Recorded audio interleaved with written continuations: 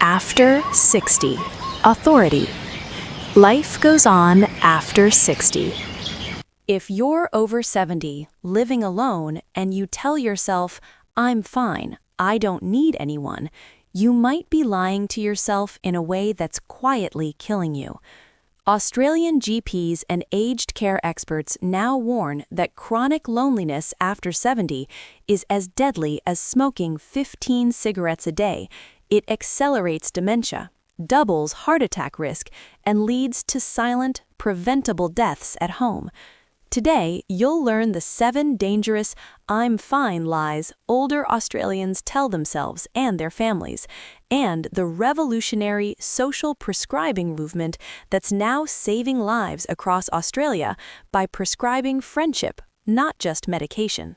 Australia is a country of vast distances, sprawling suburbs, and increasingly isolated older people. Walk through any regional town or suburban street and you'll see them. Older Australians living alone in houses that once buzzed with family life.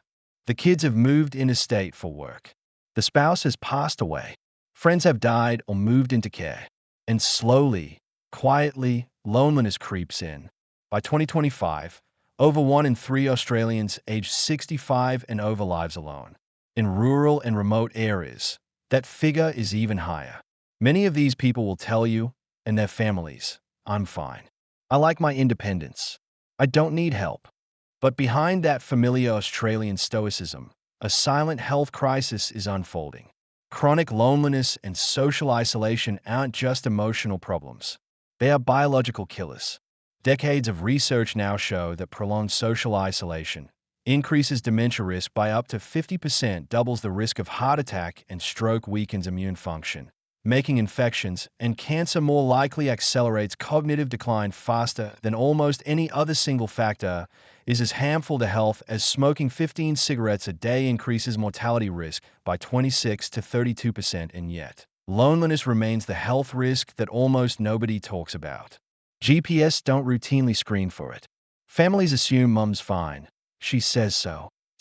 And older Australians themselves, often too proud, too independent, or too afraid of being a burden to admit they're desperately lonely. This video exists to break that silence. You'll learn the 7 specific "I'm fine" lies that older Australians tell themselves and their families. Lies that mask dangerous social isolation. Then you'll discover the groundbreaking solution that's now spreading across Australia: social prescribing, where doctors prescribe community activities, exercise groups, art classes, volunteer roles, even pet adoption, instead of more pills. What is social isolation, and why it's not the same as being alone? It's important to distinguish living alone, a living arrangement. You can live alone and be socially connected, regular visitors, phone calls, community activities. Loneliness, a subjective feeling of being disconnected, unsupported, or invisible, even if you're surrounded by people. Social isolation, an objective lack of social contact and meaningful relationships. You can live with family and still feel lonely. And you can live alone and feel socially fulfilled. The danger comes when living alone combines with lack of meaningful human contact. No regular visitors, no phone calls, no outings, no sense of belonging or purpose. After 70, several factors make social isolation more likely: bereavement, loss of spouse, siblings, close friends, retirement, loss of daily work colleagues and routine mobility decline, can't drive, can't walk far, can't access public transport easily, hearing or vision loss, make social interaction exhausting or embarrassing, chronic illness or pain, reduces energy and motivation to go out, geographic distance, family lives interstate or overseas, digital divide, can't use smartphones, video, calls, social media to stay connected in Australia. These problems are compounded by vast distances, especially in regional and remote areas where services, transport, and social opportunities are scarce. The biology of loneliness. How isolation damages your brain and body. Humans are social animals.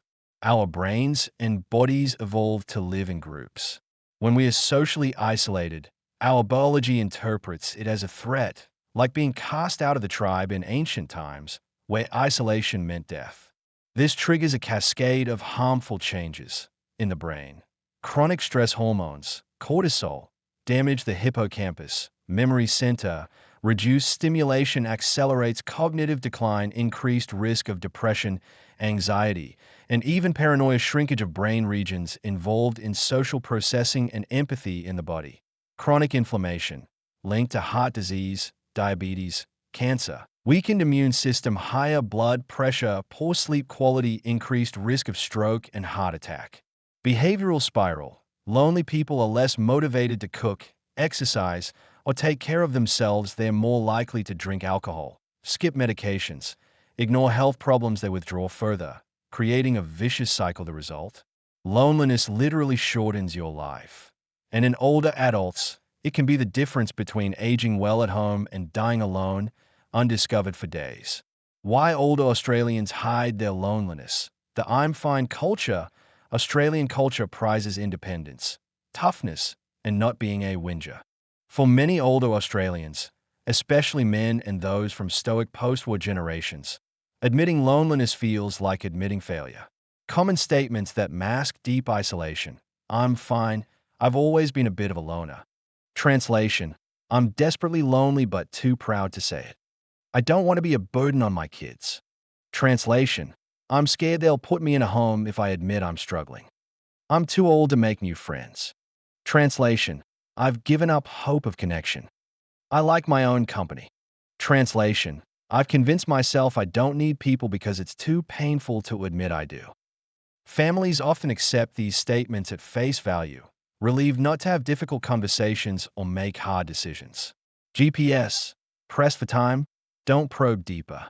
And the older person sinks further into isolation, sometimes until a crisis, a fall, a stroke, a week without eating, forces intervention. Real stories. The hidden cost of I'm fine. Margaret, 78, regional Victoria, found after 5 days. Margaret lived alone in a farmhouse an hour from the nearest town. Her husband had died 3 years earlier. Her children lived in Melbourne and Sydney. She spoke to them weekly on the phone, always saying, I'm fine, don't worry about me. One winter, she fell in the bathroom and couldn't get up. She lay on the cold floor for 5 days before a neighbor, worried about her curtains being closed, called police. She was hypothermic, dehydrated, with a fractured hip and pneumonia. She survived, but her independence didn't. She now lives in residential care, depressed and declining rapidly. Her daughters said, Mum always said she was fine. We believed her because we wanted to. If someone had checked on her daily, or if she'd agreed to a medical alarm, this wouldn't have happened. Tom, 74, Perth, saved by men shed. Tom's wife died suddenly. He stopped seeing friends, stopped his hobbies, barely left the house except for groceries. His GP noticed he'd lost weight and seemed low. Instead of prescribing antidepressants, the GP prescribed attendance at a local men's shed, a community workshop where older men build, repair, and socialize. Tom was reluctant but agreed to try it once. Within weeks, he was going 3 times a week. He made friends, rediscovered his love of woodwork, started eating properly again. His mood lifted. 2 years later, he's thriving, and credits the men's shed with saving his life. The social prescribing revolution in Australia, 2024 to 2025, inspired by successful programs in the UK and Canada, Australia is now rapidly adopting social prescribing, a model where GPS, nurses, and allied health professionals prescribe non-medical interventions to improve health and well-being.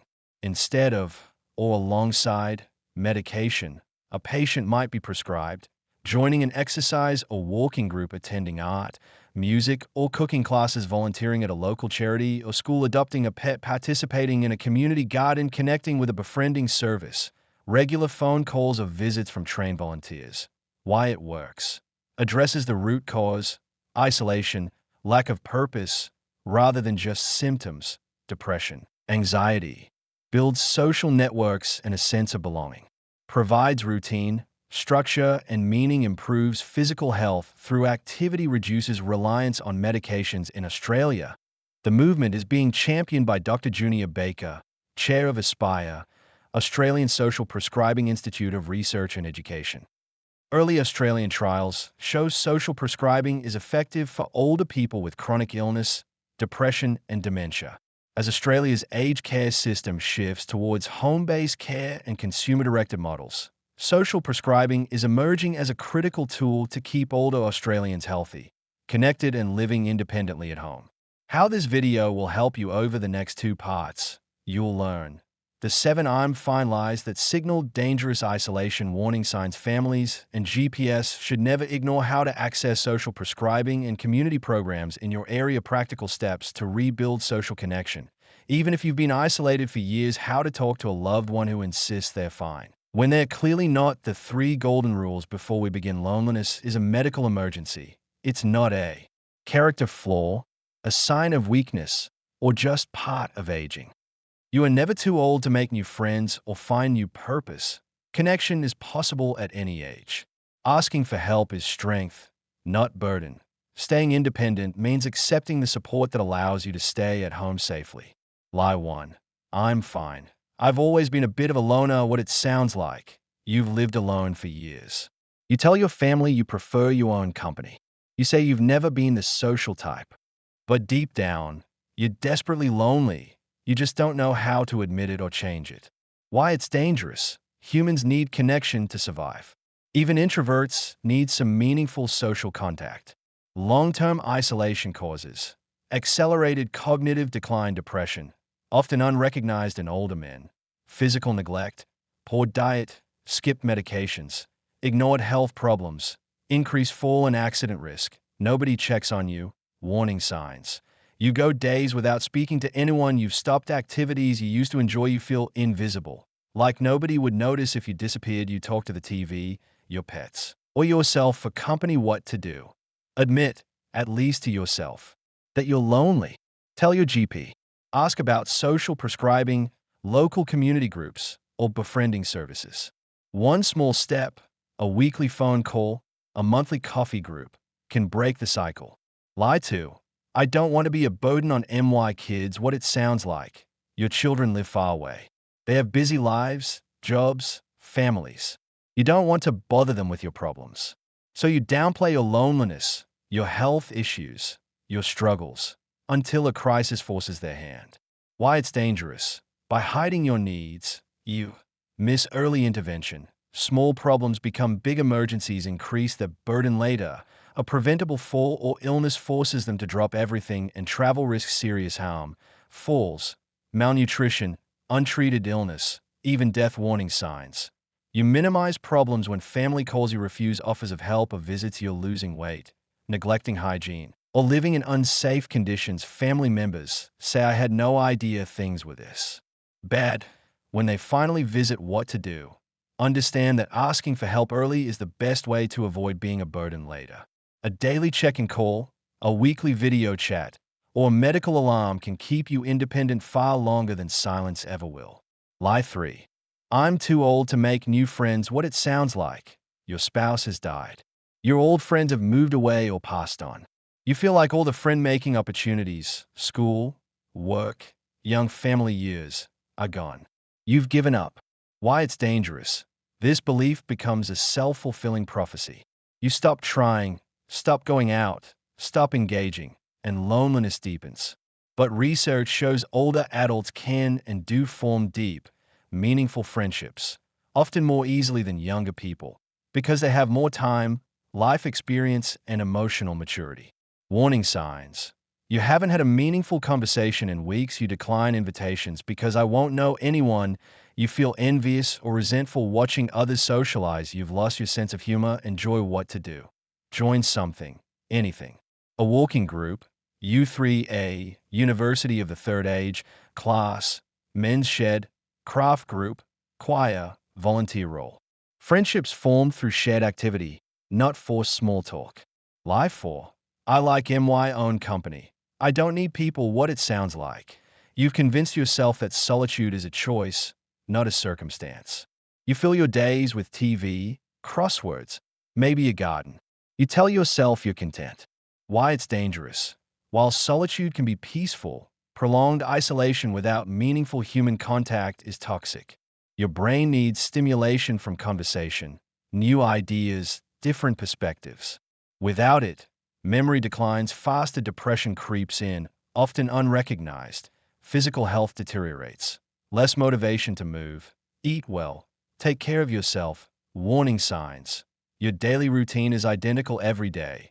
With no variation, you talk to yourself or your pets as if they're people. You feel a surge of emotion when someone, even a delivery driver, speaks kindly to you. You've stopped caring about your appearance or surroundings. What to do? Experiment with small doses of connection. A weekly phone call with a befriending service. A monthly lunch with a neighbor. A fortnightly library visit. Connection is a skill. You can relearn it. Live 5. I can't go out anymore. I'm too old, sick, tired. What it sounds like. You have arthritis, or hearing loss, or you're worried about falls. Leaving the house feels hard, embarrassing, or risky. So you stop trying. Why it's dangerous. Staying home becomes a prison. Your world shrinks. Your muscles weaken from inactivity, making falls more likely. Your mood plummets. And isolation accelerates the very health problems you're trying to avoid. Warning signs. You haven't left your house in weeks. You've stopped attending medical appointments. Your home is cluttered or unsafe. Trip hazards. Poor lighting. Family members are shocked at how much you've declined. What to do? Ask for practical help. Transport services, community buses, volunteer drivers, mobility aids, walking frame, wheelchair, scooter, home modifications, ramps, rails, better lighting. Attend activities designed for frail or disabled older people. Seated exercise. Accessible venues. Social prescribing can connect you to these supports. Lie 6. I'm fine.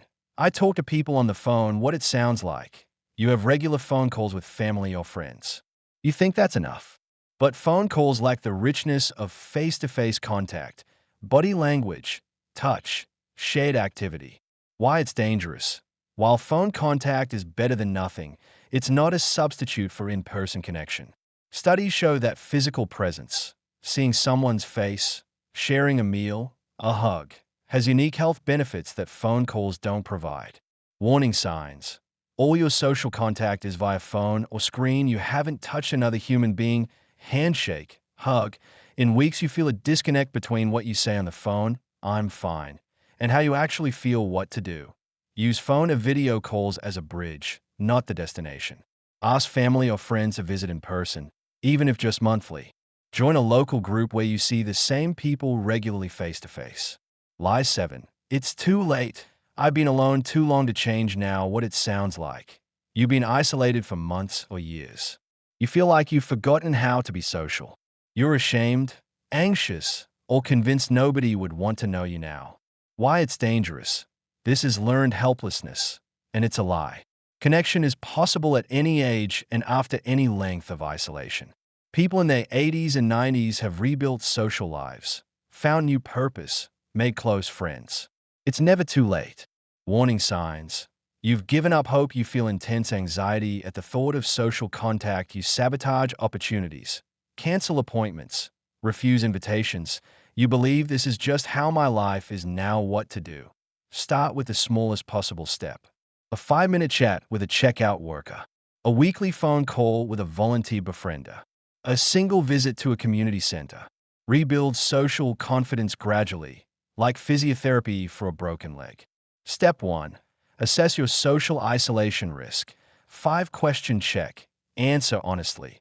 Do you have someone you can call on for help in an emergency? Do you have regular, at least weekly, meaningful contact with people outside your household? Do you feel part of a community or group? Do you have someone who notices if you're unwell or haven't been seen? Do you feel your life has purpose and meaning? If you answered no to 3 or more, you are at high risk of dangerous social isolation. Step 2.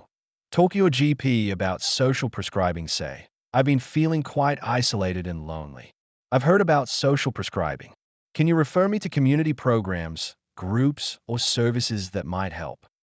Your GP may refer you to a social prescribing link worker being rolled out in parts of Australia who connects you to local resources, specific programs, men's shed, walking groups, U3A, arts programs, befriending services, volunteer visitors or phone buddies, allied health, physio, OT, To address mobility barriers to social participation, Step 3. Explore Australian community programs for older adults. Men sheds community workshops where men, usually older, work on projects, repair items.